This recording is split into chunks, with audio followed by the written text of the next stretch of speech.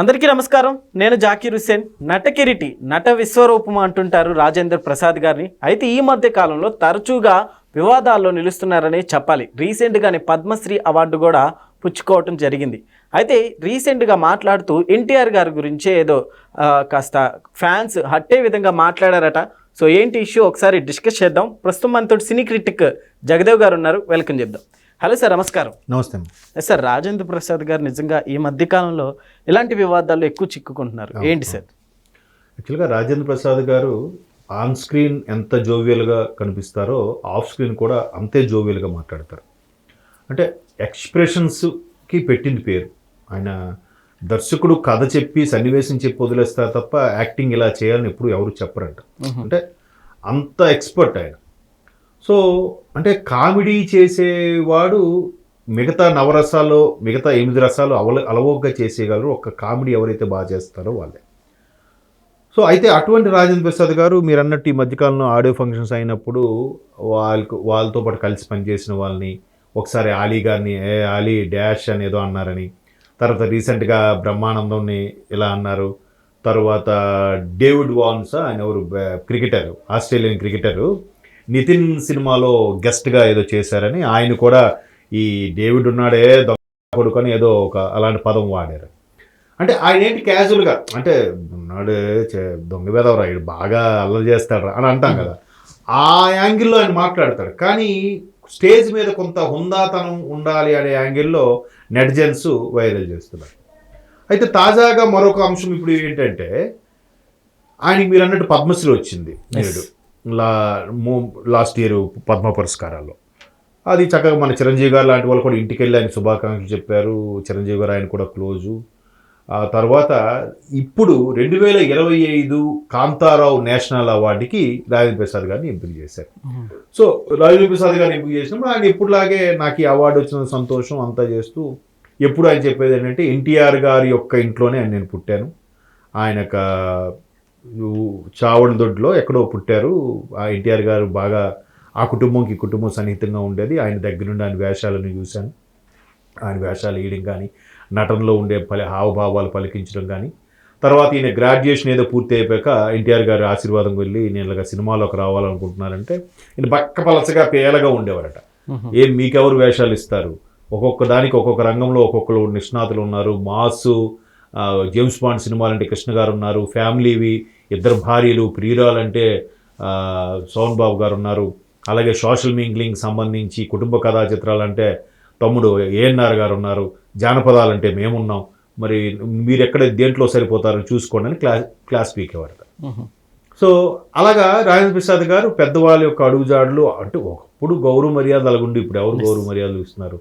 Director producer వస్తేనే ఒకటి జైల్లోంచి లేవడు, అట్లాంటి కల్చర్ అయిపోయింది. సో అలా మాట్లాడుతూ కాంతారావు గారి పురస్కారం తీసుకున్నారు. కాబట్టి ఒకప్పుడు మీరు చూడండి పాత నటులు అనేసరికి ఎన్టీఆర్, ఏఎన్ఆర్, కాంతారావు ఇలా పేర్లు చెప్తారు. ఇప్పుడు తర్వాత జనరేషన్కి అయితే చిరంజీవి, బాలయ్య, మోహన్ బాబు, నాగార్జున, వెంకటేశ్వర ఎలాగైతే అంటారో అప్పుడు వాళ్ళకి అలాగా ఎన్టీఆర్, ఏఎన్ఆర్, కాంతారావు, తర్వాత కృష్ణ, సోహన్ బాబు, ఇలాగ కృష్ణరాజు గారు ఇలా పేర్లు చెప్పారు. సో కాంతారావు గారు జానపద చిత్రాలకు పెట్టింది పేరు. విఠలాచార్య గారి సినిమాల్లో ఎక్కువగా ఆయన నటించారట. సో అటువంటి కాంతారావు గారు స్టేజ్ పెర్ఫార్మ్ చేయాలంటే సూపర్గా చేసేవారట. జనరల్గా కత్తులు కాంతారావు అంటుంటారు చూసారు ఊళ్ళలో సరదాగా. సో అట్లా అంత మంచి పేరు ఉంది కాంతారావు గారికి. బట్ తర్వాత సైడ్ క్యారెక్టర్ వాటికి పరిమితం అయ్యారు. అయితే కాంతారావు గారి నటన కానీ ఆయన స్టేజ్ పెర్ఫార్మెన్స్ చూస్తే తమిళ దిగ్గజ నటుడు ఎంజీఆర్ గారు కూడా, ఎంజి రామచంద్ర గారు కూడా పోసుకునేవారట. అది మామూలుగా సరదాగా పిచ్చాపాటిగా మాట్లాడుతూ ఓకే. ఆయన ఒక డయాస్ మీద ఏదో మాట్లాడారు. కాంతారావు గారి స్టేజ్ పర్ఫార్మెన్స్ చూస్తే ఎంజీఆర్ గారు కూడా ఇది పోసుకునేవారని నేను ఇలా అంటున్నాను కానీ డైరెక్ట్గా అనేసాడు. సో ఇప్పుడు తమిళ వాళ్ళకి ఎలా ఉంటుంది, మనకి తెలుగులో అన్నగా ఎన్టీఆర్ గారు ఎలాగైతే సినిమా ఇండస్ట్రీలో కానీ ప్రతి ఒక్కరి ఇంట్లో ఫోటోలు, కృష్ణుడు ఫోటోలు అంటే ఎన్టీఆర్ ఫోటోలు ఉంటాయి చాలా ఇళ్లలో, మీరు చూడండి. అంత ఎన్టీఆర్ ఎంతగా అభిమానిస్తామో ఎంజీఆర్ గారిని అంత అభిమానిస్తారు తమిళ ప్రజలు. సో తమిళ ప్రజలు ఎప్పుడైతే ఇలాగ అన్నారో తమిళ ప్రజలకు ఎలా ఉంటుంది, అరే మా ఆరాధ్య దైవం మాకు ఎంజీఆర్ గారిని ఇంత మాట ఉంటుందా. ఆయన కూడా సేమ్ ఎన్టీఆర్ గారి లాగే పార్టీ పెట్టారు. పార్టీ పెట్టిన తర్వాత ముఖ్యమంత్రి అయ్యాడు ఆయన. ఇప్పటికీ ఒక రికార్డు ఏంటంటే భారతదేశంలో ప్రముఖమైన నాయకులు చనిపోయినప్పుడు వచ్చిన అత్యంత జనాభాలో ఎక్కువ మంది జనాభా వచ్చిన అంతిమయాత్ర ఎవరిదంటే అందులో ఎంజీఆర్ గారు కూడా ఒకటి.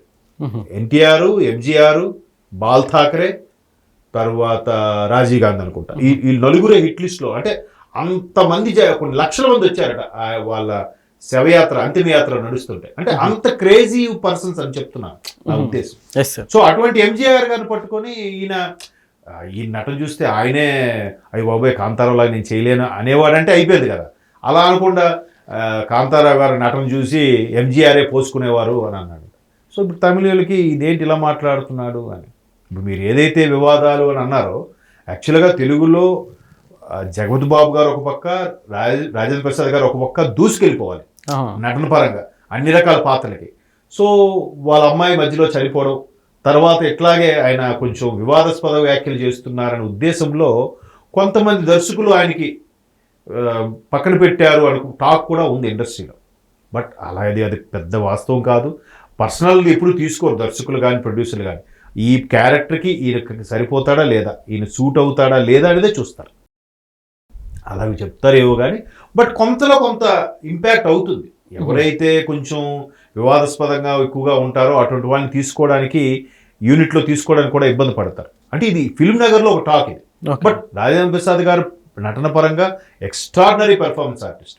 ఏదైతే అక్కడ నడిగర్ సంఘం పెట్టిన ఇన్స్టిట్యూట్ ఏదో పెట్టారండి ఫస్ట్ యాక్టింగ్ కోర్సు సంబంధించి. మన ఎవరు దేవదాస్ కనకాల గారు భార్య, అదే రాజీవ్ కనకాల గారు తండ్రి తల్లి, వాళ్ళే ఫ్యాకల్టీగా చాలా అద్భుతంగా చెప్పేవారు క్లాసులు. సో అందులో ఫస్ట్ బ్యాచ్ రజనీకాంత్ గారిదట, సెకండ్ బ్యాచ్ రాజేంద్ర ప్రసాద్ గారిది, ఫిఫ్త్ బ్యాచ్ చిరంజీవి గారి బ్యాచ్ అక్కడ నటనలో కోచింగ్ తీసుకున్న బ్యాచ్. సో నటన పరంగా కూడా అంత సీనియర్, అంత ఎక్స్ట్రాడినరీ పెర్ఫార్మెన్స్ ఆర్టిస్ట్ కాదనట్లేదు. కాకపోతే స్టేజ్ మీదకి వచ్చేసరికి కొంచెం హుందాగా మాట్లాడకపోతే ఇదిగో ఇలాంటి వివాదాల్లో చిక్కుకోవాల్సి వస్తుంది. మీరు అడిగారు ఏంటి సార్ ఆయన ఇంతకుముందు కూడా అలాగే మాట్లాడారు, ఈ మధ్యన వివాదాలు ఎక్కువగా ఉంటున్నారు. అంతకుముందు ఇప్పుడు ఆడి గారిని ఒకసారి ఎప్పుడో ఏదో తిట్టారని, తర్వాత బ్రహ్మానందం గారిని ఏదో అన్నారని, ఇలాంటి వ్యాఖ్యలు ఏవో వచ్చాయి. కాకపోతే అది వాళ్ళ పర్సనల్. ఈ వివాదాలతో పాటు మరొకసారి ఎంజీఆర్ గారిని కూడా ఇది అనడం తమిళనాడు ప్రజలు కొంచెం, అక్కడ కానీ తెలుగు వచ్చిన వాళ్ళు చూస్తే ఎలా ఉంటుంది, వైరల్ అయ్యే ఇబ్బందికర పరిస్థితులు వస్తాయి కదా. సో అది కొద్దిగా పద్ధతిగా మాట్లాడాలి. బట్ తమిళ వాళ్ళు కూడా మన తెలుగు వాళ్ళని చాలా సందర్భాలు అవమానపరిచారు. ఆ పరంగా చూస్తే ఇది పెద్ద విషయం ఏం కాదు. అక్కడ ఎవరు ఇప్పుడు అక్కడికి వెళ్ళిపోయి ఈయన మీద అటాక్ చేసేంత సీన్ అయితే ఏం లేదు. అలా అనుకుంటే రజనీకాంత్ గారినే నోటుకొచ్చినట్టు మాట్లాడారు వైసీపీ ప్రభుత్వం వాళ్ళు. అలా అయితే ఫ్యాన్స్ అందరూ వచ్చి కొడాలని చెదగొట్టాలి, అదేం చేయలేదు కదా. కాబట్టి అంతగా పట్టించుకోవాల్సిన అవసరం లేదు. కాకపోతే ఈయన కొంచెం హుందాగా మాట్లాడితే, ఎందుకంటే ఇంత మంచి పురస్కారాలు వస్తున్నాయంటే, ఎంత గొప్ప నటుడు కాకపోతే అన్ని పురస్కారాలు వరిస్తాయి. అది దృష్టిలో పెట్టుకుని ముందుకెళ్తే బాగుంటుంది. Okay sir, thank you.